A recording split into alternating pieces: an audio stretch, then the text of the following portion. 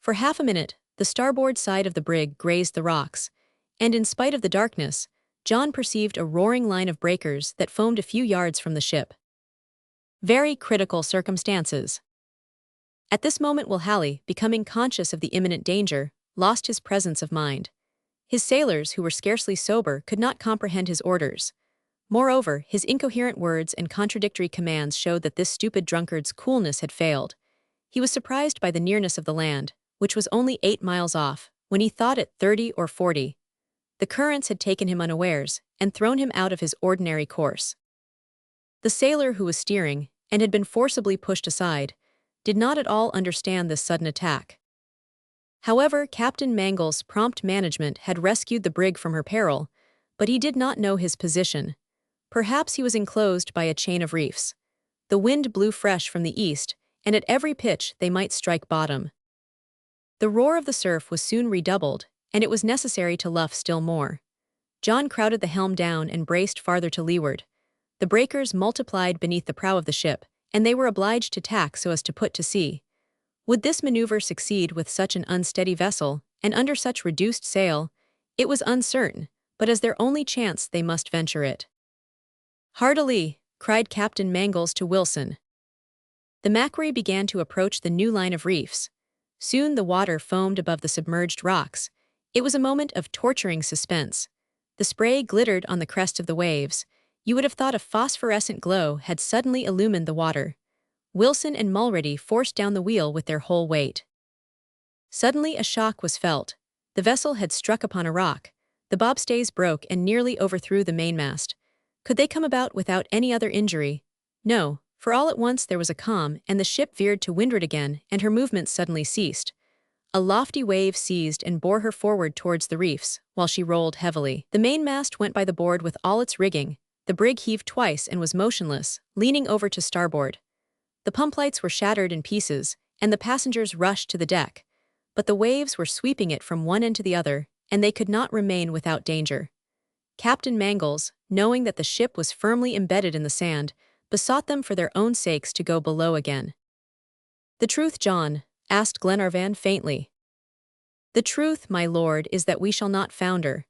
As for being destroyed by the sea, that is another question, but we have time to take counsel." "Is it midnight?" "Yes, my lord, and we must wait for daylight." "Can we not put to sea in the boat?" "In this storm and darkness it is impossible. And moreover, where should we strike land?" "Well, John, let us remain here till morning." Meantime Will Halley was running about the deck like a madman. His sailors, who had recovered from their stupor, stove in a brandy barrel and began to drink. Mangles foresaw that their drunkenness would lead to terrible scenes. The captain could not be relied upon to restrain them. The miserable man tore his hair and wrung his hands. He thought only of his cargo, which was not insured. "I am ruined, I am lost," cried he, running to and fro. Captain Mangles scarcely thought of consoling him. He armed his companions, and all stood ready to repel the sailors, who were filling themselves with brandy and cursing frightfully. "The first of these wretches who approaches," said the major calmly, "I will shoot like a dog." The sailors doubtless saw that the passengers were determined to keep them at bay, for, after a few attempts at plunder, they disappeared. Captain Mangles paid no more attention to these drunken men, but waited impatiently for day. Sleeping in a sand cradle. The ship was now absolutely immovable. The sea grew gradually calm and the wind subsided. The hull could, therefore, hold out a few hours longer. At sunrise they would examine the shore. If it seemed easy to land, the yawl, now the only boat on board, would serve to transport the crew and passengers. It would require 3 trips at least to accomplish this, for there was room for only 4 persons. As for the gig, it had been swept overboard during the storm, as before mentioned. While reflecting on the dangers of his situation, the young captain, leaning against the binnacle, listened to the roar of the surf. He strove to pierce the dense darkness and estimate how far he was from that desired yet dreaded coast. Breakers are frequently heard several leagues at sea. Could the frail cutter weather so long a voyage in her present shattered state?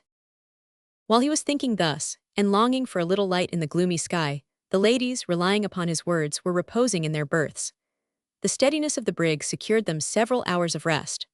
Glenarvan and the others, no longer hearing the cries of the drunken crew, refreshed themselves also by a hasty sleep, and early in the morning deep silence reigned on board this vessel, which had sunk to rest, as it were, upon her bed of sand. About 4 o'clock the first light appeared in the east. The clouds were delicately tinged by the pale rays of the dawn. Captain Mangles came on deck. Along the horizon extended a curtain of mist. A few vague outlines floated in the vapors of the morning. A gentle swell still agitated the sea, and the outer waves were lost in the dense, motionless fog. He waited. The light gradually brightened, and the horizon glowed with crimson hues. The misty curtain gradually enveloped the vast vault of the firmament. Black rocks emerged from the water. Then, a line was defined along a border of foam, and a luminous point kindled like a lighthouse at the summit of a peak against the still invisible disk of the rising sun. "Land!" cried Captain Mangles. The mainmast went by the board with all its rigging. The brig heaved twice and was motionless, leaning over to starboard. As the Macquarie lay over on her starboard beams, her opposite side was raised, and the defective seams were out of water. His companions, awakened by his voice, rushed on deck, and gazed in silence at the coast that was seen on the horizon. Whether hospitable or fatal, it was to be their place of refuge. "Where is that Halley?" asked Glenarvan. "I do not know, my lord," replied Captain Mangles. "And his sailors?" "Disappeared, like himself." "And like himself, doubtless drunk," added MacNab. "Let us search for them," said Glenarvan. "We cannot abandon them on this vessel." Mulrady and Wilson went down to the bunks in the forecastle. The place was empty. They then visited betweendecks and the hold, but found neither Halley nor his sailors. "What, nobody?" said Glenarvan. "Have they fallen into the sea?" asked Paganel. "Anything is possible," replied Captain Mangles, who cared little for their disappearance.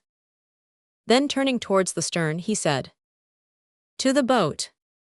Wilson and Mulrady followed, to assist in lowering it. The yawl was gone. Chapter 46. Vain efforts. While Halley and his crew, taking advantage of the night and the passengers' sleep, had fled with the only boat left, they could not doubt it. This captain, who was in duty bound to be the last on board, had been the first to leave. An advantageous loss. "The rascals have fled," said Captain Mangles. "Well, so much the better, my lord. We are spared so many disagreeable scenes." "I agree with you," replied Glenarvan. "Besides, there is a better captain on board, yourself and courageous seamen, your companions. Command us, we are ready to obey you." All endorsed Glenarvan's words, and ranged along the deck. They stood ready for the young captain's orders. "What is to be done?" asked Glenarvan. John cast a glance over the ocean, looked at the shattered masts of the brig, and after a few moments' reflection said, "We have two ways, my lord, of extricating ourselves from this situation. Either to raise the vessel and put her to sea, or reach the coast on a raft, which can be easily constructed." "If the vessel can be raised, let us raise it," replied Glenarvan. "That is the best plan, is it not?" "Yes, my lord, for once ashore, what would become of us without means of transport?" "Let us avoid the coast," added Paganel. "We must beware of New Zealand." "All the more so, as we have gone considerably astray," continued Captain Mangles. "Halley's carelessness has carried us to the south, that is evident. At noon I will take an observation, and if, as I presume, we are below Auckland, I will try to sail the Macquarie up along the coast." "But the injuries of the brig?" inquired Lady Helena. "I do not think they are serious, madam," replied Captain Mangles. "I shall rig a jury-mast at the bows, and we shall sail slowly, it is true, but still we shall go where we wish. If unfortunately the hull is stove in, or if the ship cannot be extricated, we must gain the coast and travel by land to Auckland." "Let us examine the state of the vessel, then," said the major. "This is of the first importance." Glenarvan, the captain, and Mulrady opened the main scuttle, and went down into the hold. About 200 tons of tanned hides were there, very badly stowed away, but they could draw them aside without much difficulty, by means of the mainstay tackling, and they at once threw overboard part of this ballast so as to lighten the ship. After 3 hours of hard labor, they could see the bottom timbers. 2 seams in the larboard planking had sprung open as far up as the channel whales. As the Macquarie lay over on her starboard beams, her opposite side was raised, and the defective seams were out of water. Wilson hastened, therefore, to tighten the joints with oakum, over which he carefully nailed a copper plate. On sounding, they found less than 2 feet of water in the hold, which the pumps could easily exhaust, and thus relieve the ship. After his examination of the hull, the captain perceived that it had been little injured in stranding. It was probable that a part of the false keel would remain in the sand, but they could pass over it. Wilson, after inspecting the interior of the brig, dived, in order to determine her position on the reef. The Macquarie was turned towards the northwest, and lay on a very shelving, slimy sandbar. The lower end of her prow and 2/3 of her keel were deeply embedded in the sand. The rest, as far as the stern, floated where the water was 5 fathoms deep. The rudder was not, therefore, confined, but worked freely. The captain considered it useless to lighten her, as he hoped they would be ready to make use of her at the earliest opportunity. The tides of the Pacific are not very strong, but he relied upon their influence to float the brig, which had stranded an hour before high water. The only point was to extricate her, which would be a long and painful task. Labor for the common weal. "To work," cried the captain. His improvised sailors were ready. He ordered them to reef the sails. The Major, Robert, and Paganel, under Wilson's direction, climbed the maintop. The topsail, swelled by the wind, would have prevented the extrication of the ship, and it was necessary to reef it, which was done as well as possible. At last, after much labor, severe to unaccustomed hands, the maintop-gallant was taken down. Young Robert, nimble as a cat and bold as a cabin boy, had rendered important services in this difficult operation. It was now advisable to cast 1 anchor, perhaps 2, at the stern of the vessel in the line of the keel. The effect of this would be to haul the Macquarie around into deep water. There is no difficulty in doing this when you have a boat, but here all the boats were gone, and something else must be supplied. Glenarvan was familiar enough with the sea to understand the necessity of these arrangements. 1 anchor was to be cast to prevent the ship from stranding at low water. "But what shall we do without a boat?" asked he of the captain. "We will use the remains of the mizzen-mast and the empty casks," was the reply. "It will be a difficult but not impossible task, for the Macquarie's anchors are small. Once cast, however, if they do not drag, I shall be encouraged." "Very well, let us lose no time." To accomplish their object, all were summoned on deck. Each took part in the work. The rigging that still confined the mizzen-mast was cut away so that the maintop could be easily withdrawn. Out of this platform Captain Mangles designed to make a raft. He supported it by means of empty casks and rendered it capable of carrying the anchors. A rudder was fastened to it, which enabled them to steer the concern. This labor was half accomplished when the sun neared the meridian.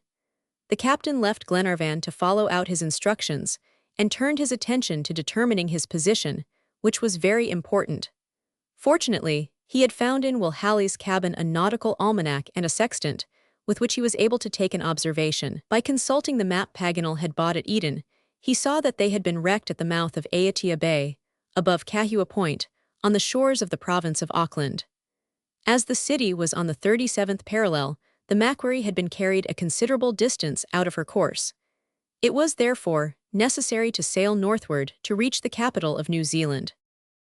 "A journey of not more than 25 miles, said Glenarvan. "It is nothing." "What is nothing at sea will be long and difficult on land," replied Paganel. "Well then," said Captain Mangles, "let us do all in our power to float the Macquarie." This question being settled, their labors were resumed. It was high water, but they could not take advantage of it, since the anchors were not yet moored. Yet the captain watched the ship with some anxiety. Would she float with the tide? This point would soon be decided. They waited.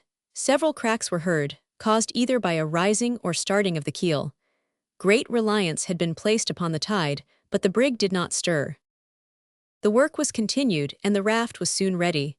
The small anchor was put on board, and the captain and Wilson embarked, after mooring a small cable at the stern.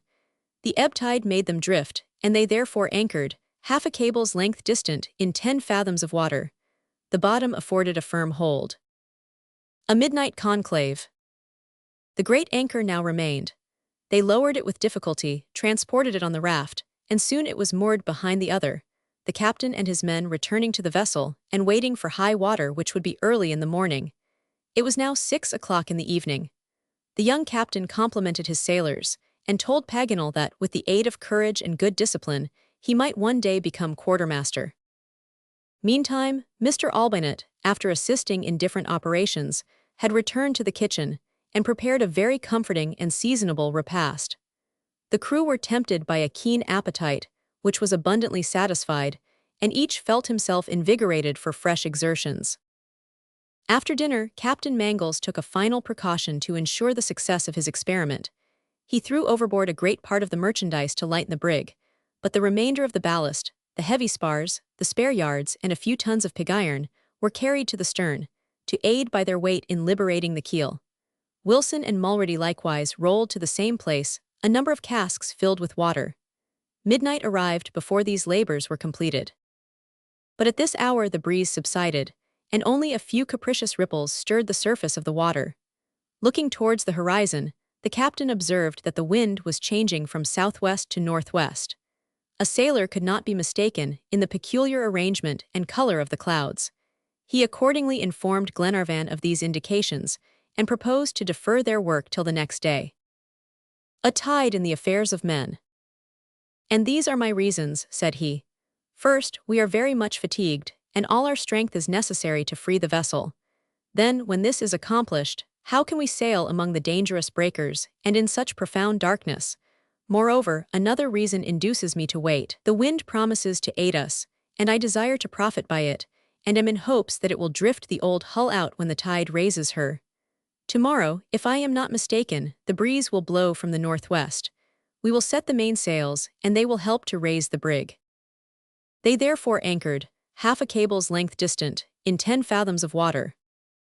These reasons were decisive. Glenarvan and Paganel, the most impatient on board, yielded, and the work was suspended. The night passed favorably and day appeared. Their captain's predictions were realized. The wind blew from the northwest and continued to freshen. The crew were summoned. It was 9 o'clock. 4 hours were still to elapse before it would be high water, and that time was not lost. The laborers renewed their efforts with very good success.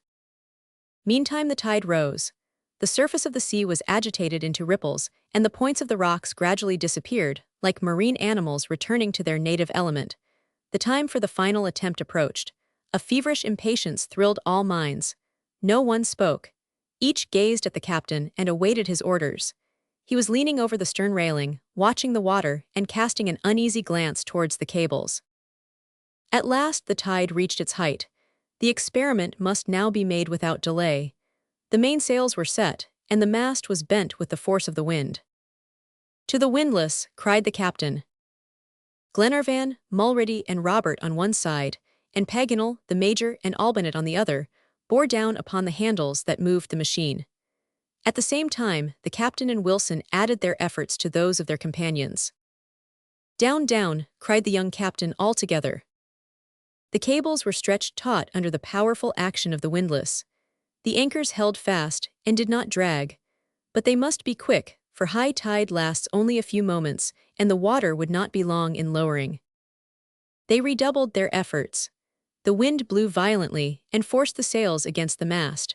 A few tremors were felt in the hull, and the brig seemed on the point of rising. Perhaps a little more power would suffice to draw her from the sand.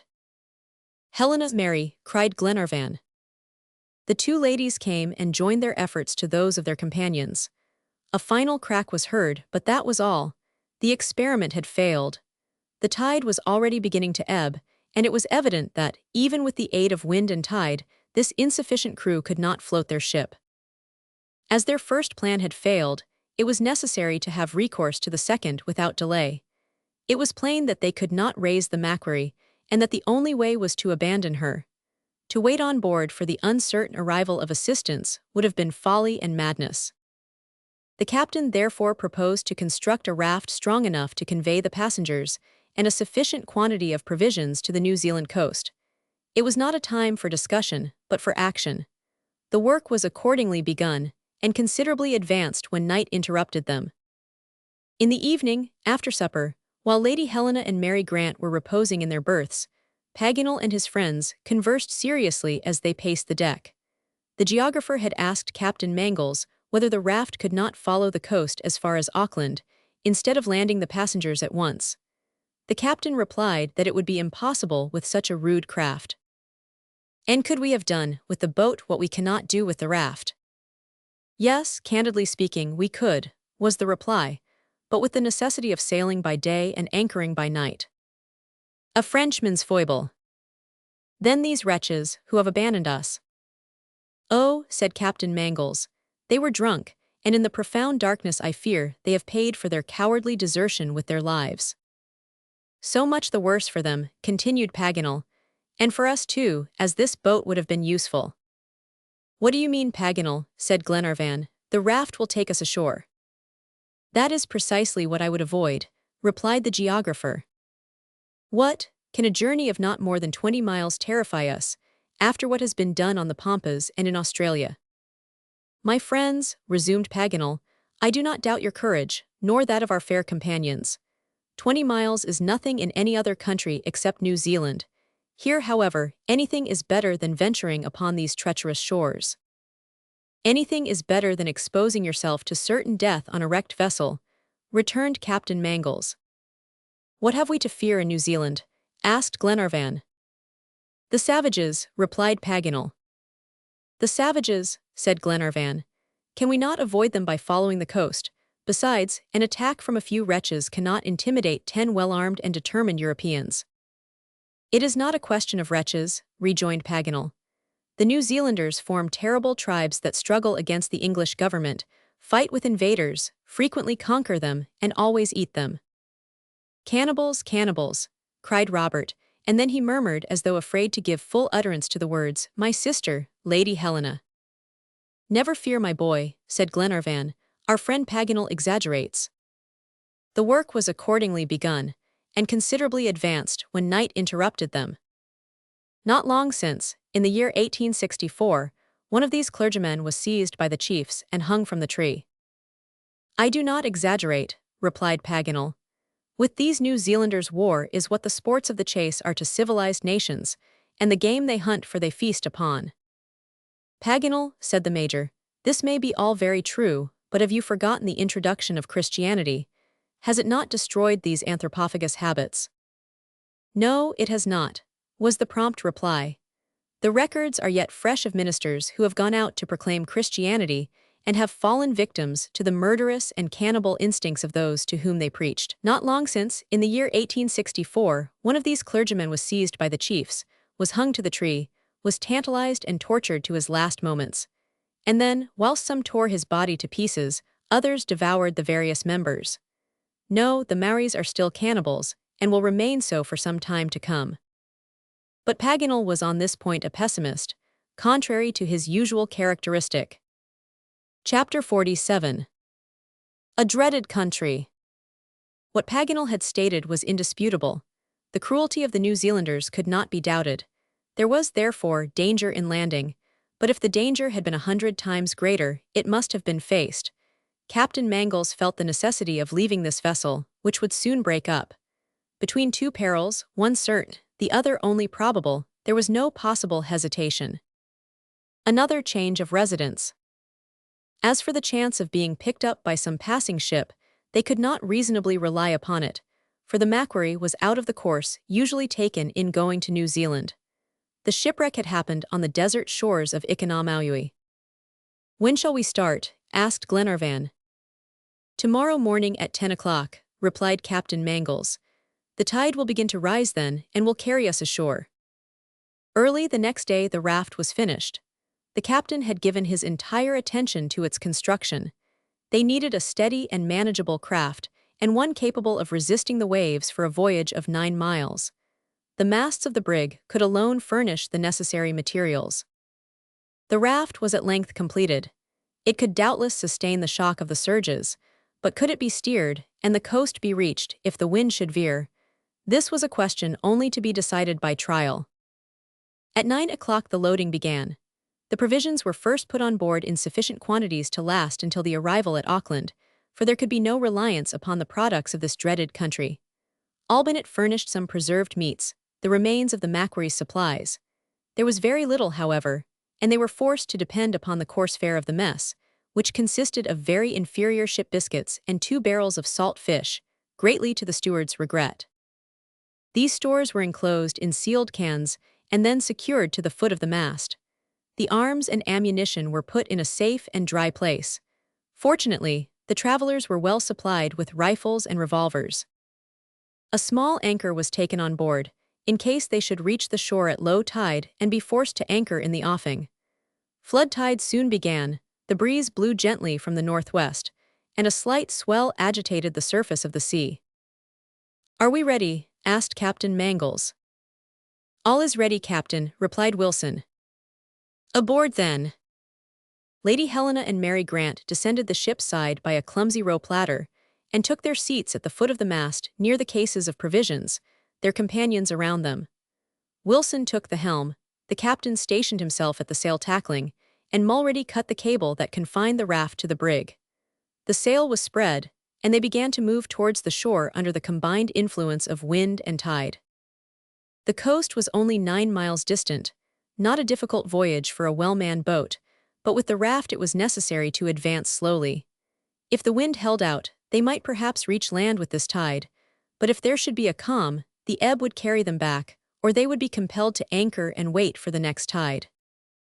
However, Captain Mangles hoped to succeed. The wind freshened. As it had been flood now for some hours, they must either reach land soon or anchor. Fortune favored them. Gradually, the black points of the rocks and the yellow sand of the bars disappeared beneath the waves, but great attention and extreme skill became necessary in this dangerous neighborhood to guide their unwieldy craft. They were still 5 miles from shore. A clear sky enabled them to distinguish the principal features of the country. To the northeast rose a lofty mountain, whose outline was defined against the horizon in a very singular resemblance to the grinning profile of a monkey. Paganel soon observed that all the sandbars had disappeared. "Except one," replied Lady Helena. "Where?" asked Paganel. "There," said Lady Helena, pointing to a black speck a mile ahead. "That is true," answered Paganel. "Let us try to determine its position, that we may not run upon it when the tide covers it." The yawl was drawn alongside. "It is exactly at the northern projection of the mountain," said Captain Mangles. "Wilson, bear away towards the offing." "Yes, Captain," replied the sailor, bearing with all his weight upon the steering oar. They approached nearer, but strange to say, the black point still rose above the water. The captain gazed at it attentively, and to see better, employed Paganel's telescope. "It is not a rock," said he, after a moment's examination. "It is a floating object that rises and falls with the swell." "Is it not a piece of the Macquarie's mast?" asked Lady Helena. "No," replied Glenarvan. "No fragment could have drifted so far from the ship." "Wait," cried Captain Mangles. "I recognize it, it is the boat." "The brig's boat," said Glenarvan. "Yes, my lord, the brig's boat, bottom upwards." "The unfortunate sailors," exclaimed Lady Helena, "they have perished." "Yes, madam," continued the captain, "and they might have foreseen it, for in the midst of these breakers, on a stormy sea, and in such profound darkness, they fled to certain death." "May heaven have pity on them," murmured Mary Grant. For a few moments the passengers were silent. They gazed at this frail bark towards which they drew nearer and nearer. It had evidently capsized a considerable distance from land, and of those who embarked in it probably not one had survived. "But this boat may be useful," said Glenarvan. "Certainly," replied Captain Mangles. "Come about, Wilson." Realities and fancies. The direction of the raft was changed, but the wind subsided gradually, and it cost them much time to reach the boat. Mulready, standing at the bow, warded off the shock, and the yawl was drawn alongside. "Empty?" asked Captain Mangles. "Yes, Captain," replied the sailor. "The boat is empty, and her seams have started open. She is of no use to us." "Can we not save any part?" asked Mac Nab. "No," answered the captain. "She is only fit to burn." "I am sorry," said Paganel, "for the yawl might have taken us to Auckland." "We must be resigned, Mr. Paganel," rejoined the captain. "Moreover, on such a rough sea, I prefer our raft to that frail conveyance. A slight shock would dash it in pieces. Therefore, my lord, we have nothing more to stay here for." "As you wish, John," said Glenarvan. "Forward, Wilson," continued the young captain, straight for the coast. The tide would yet flow for about an hour, and in this time they could accomplish a considerable distance. But soon the breeze subsided almost entirely, and the raft was motionless. Soon it even began to drift towards the open sea under the influence of the ebb. The captain did not hesitate a moment. "Anchor!" cried he. Mulrady, who was in an instant ready to execute this order, let fall the anchor, and the raft drifted till the cable was taut. The sail was reefed, and arrangements were made for a long detention.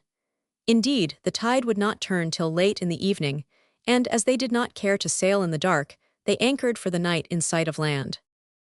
Quite a heavy swell agitated the surface of the water, and seemed to set steadily towards the shore. Glenarvan, therefore, when he learned that the whole night would be passed on board, asked why they did not take advantage of this current to approach the coast. Night approached. Already the sun's disk was disappearing beneath the horizon. The ladies were carried in their companions' arms, and reached the shore without wetting a single fold of their garments. "My lord," replied the young captain, "is deceived by an optical illusion. The apparent onward movement is only an oscillation of the water, nothing more. Throw a piece of wood into the water, and you will see that it will remain stationary, so long as the ebb is not felt. We must therefore have patience." "And dinner," added the major. Albinett took out of a case of provisions some pieces of dried meat and a dozen biscuits, though reluctant to offer such meager fare. It was accepted, however, with good grace, even by the ladies, whose appetites the fresh sea air greatly improved. Night approached. Already the sun's disk, glowing with crimson, was disappearing beneath the horizon, and the waters glistened and sparkled like sheets of liquid silver under his last rays. Nothing could be seen but sky and water, except one sharply defined object, the hull of the Macquarie, motionless on the reefs. The short twilight was rapidly followed by the darkness, and soon the land that bounded the horizon some miles away was lost in the gloom. In this perplexing situation, these shipwrecked people lapsed into an uneasy and distressing drowsiness, and as the result at daybreak all were more exhausted than refreshed. With the turn of the tide, the wind rose. It was 6 o'clock in the morning, and time was precious. Preparations were made for getting under way, and the order was given to weigh anchor. But the flukes, by the strain of the cable, were so deeply embedded in the sand that without the windlass even the tackling that Wilson arranged could not draw them out. Terra firma once more. Half an hour passed in useless efforts. The captain, impatient to set sail, cut the cable, and thus took away all possibility of anchoring, in case the tide should not enable them to reach the shore. The sail was unfurled, and they drifted slowly towards the land that rose in grayish masses against the background of the sky, illumined by the rising sun. The reefs were skillfully avoided, but with the unsteady breeze, they did not seem to draw nearer the shore. At last, however, land was less than a mile distant, craggy with rocks and very precipitous. It was necessary to find a practicable landing. The wind now moderated and soon subsided entirely, the sail flapping idly against the mast. The tide alone moved the raft, but they had to give up steering, and masses of seaweed retarded their progress. After a while, they gradually became stationary 3 cable lengths from shore. But they had no anchor, and would they not be carried out to sea again by the ebb? With eager glance and anxious heart the captain looked towards the inaccessible shore. Just at this moment a shock was felt. The raft stopped. They had stranded on a sandbar not far from the coast. Glenarvan, Robert, Wilson, and Mulrady leaped into the water, and moored their bark firmly with cables on the adjoining reefs. The ladies were carried in their companions' arms, and reached the shore without wetting a single fold of their garments, and soon all, with arms and provisions, had set foot on the inhospitable shores of New Zealand. Glenarvan, without losing an hour, would have followed the coast to Auckland, but since early morning the sky had been heavy with clouds, which, towards noon, descended in torrents of rain. Hence it was impossible to start on their journey, and advisable to seek a shelter. Wilson discovered, fortunately, a cavern, hollowed out by the sea in the basaltic rocks of the shore, and here the travelers took refuge with their arms and provisions. There was an abundance of dry seaweed, lately cast up by the waves. This formed a soft couch, of which they availed themselves. Several pieces of wood were piled up at the entrance and then kindled, and while the fire served to dry their garments conversation beguiled the hours, as they lay or stood at ease. While the fire served to dry their garments, conversation beguiled the hours, as they lay or stood at ease. Looper, with difficulty, managed to support himself on one of them. Seals and sirens. Paganel, as usual, upon being appealed to, could tell them of the rise, extension, and consolidation of the British power upon the island. He informed them of the beginnings, and to his belief of the causes, of the strife which for years decimated the aborigines, and was very injurious to the colonists who had emigrated. Then, in reply to Robert's questions, he went on to speak of those who on a narrower theatre had emulated by their heroism and patience the deeds of the world's great travelers and scientific explorers. He told them of Whitcomb and Charlton Howett, men known in their own circles and in connection with their own branch of the New Zealand government. At still greater length, he detailed the adventures of Jacob Looper, who was the companion of Whitcomb, and had gone as his assistant to discover a practicable route over the mountains in the north of the province of Canterbury. In those mountain wilds, which even the islanders rarely traverse, these two Europeans suffered greatly, but still worse was their fate when they descended to the water level and essayed to cross the Taramacco near its mouth. Jacob Looper at length found two old and almost useless canoes, and by attaching the one to the other they hoped to accomplish the passage safely.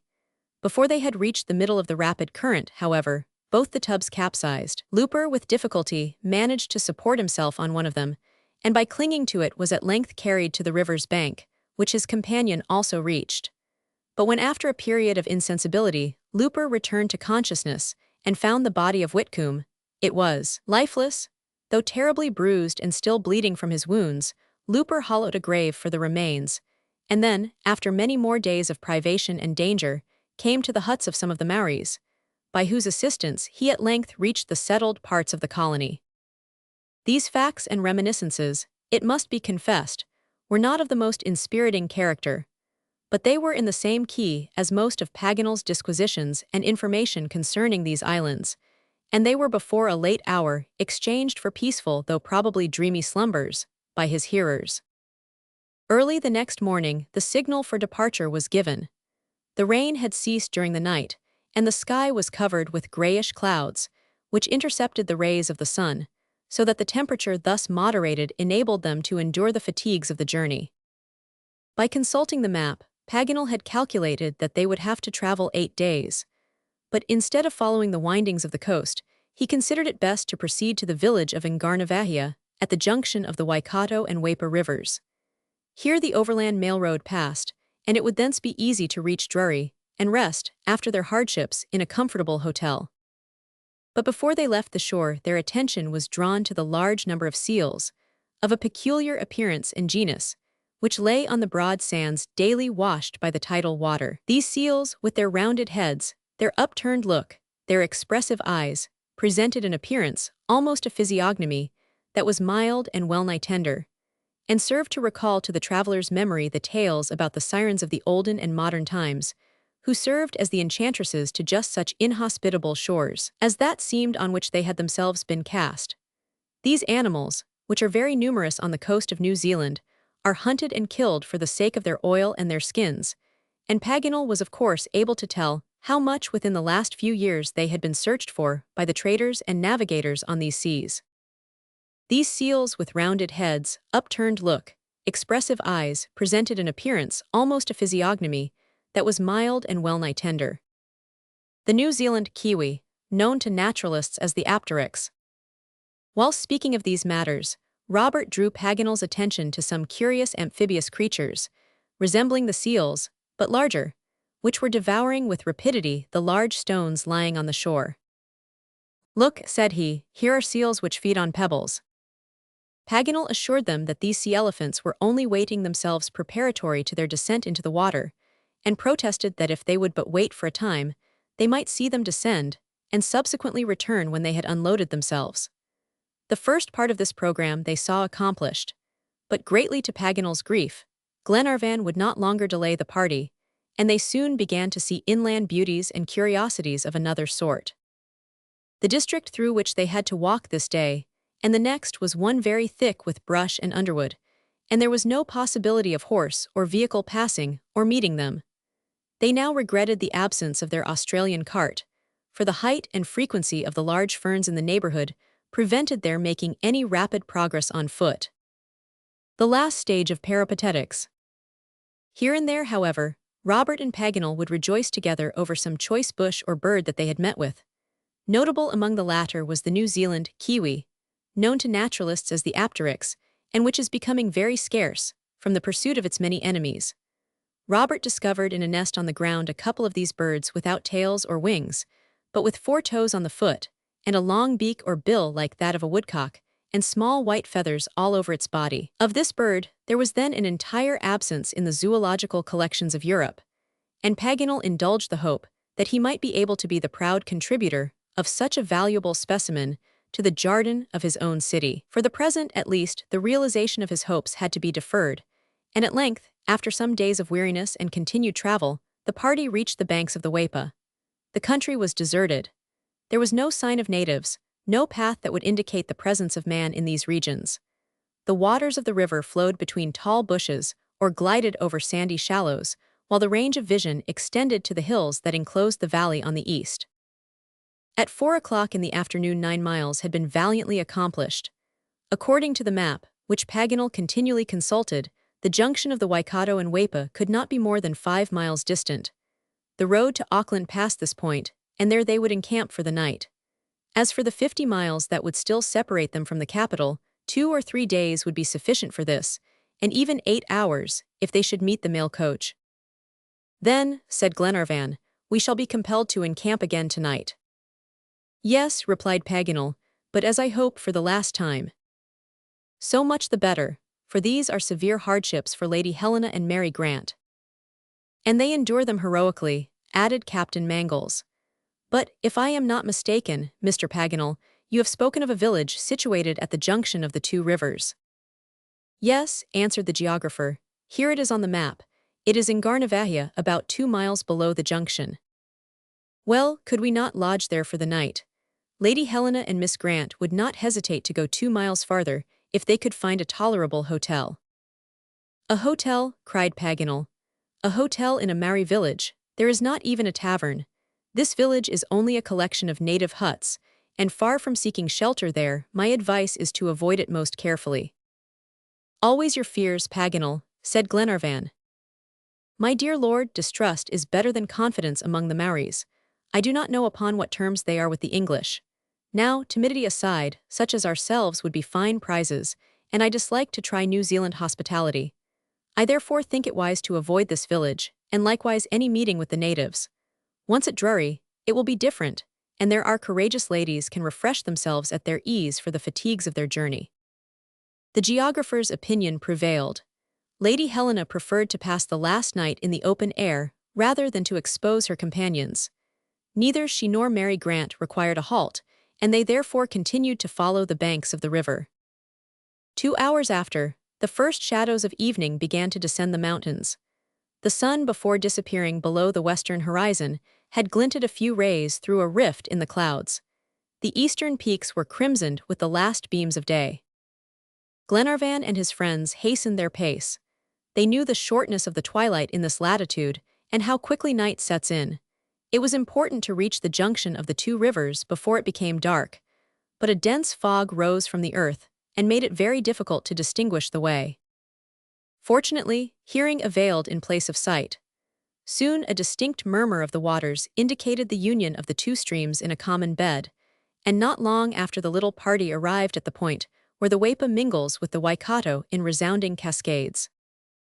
"Here is the Waikato," cried Paganel, "and the road to Auckland runs along its right bank." "We shall see tomorrow," replied the Major. "Let us encamp here. It seems to me as if those deeper shadows yonder proceeded from a little thicket of trees that has grown here expressly to shelter us. Let us eat and sleep." A transformation scene. "Eat," said Paganel, "but of biscuits and dried meat, without kindling a fire. We have arrived here unseen, let us try to go away in the same manner. Fortunately, this fog will render us invisible."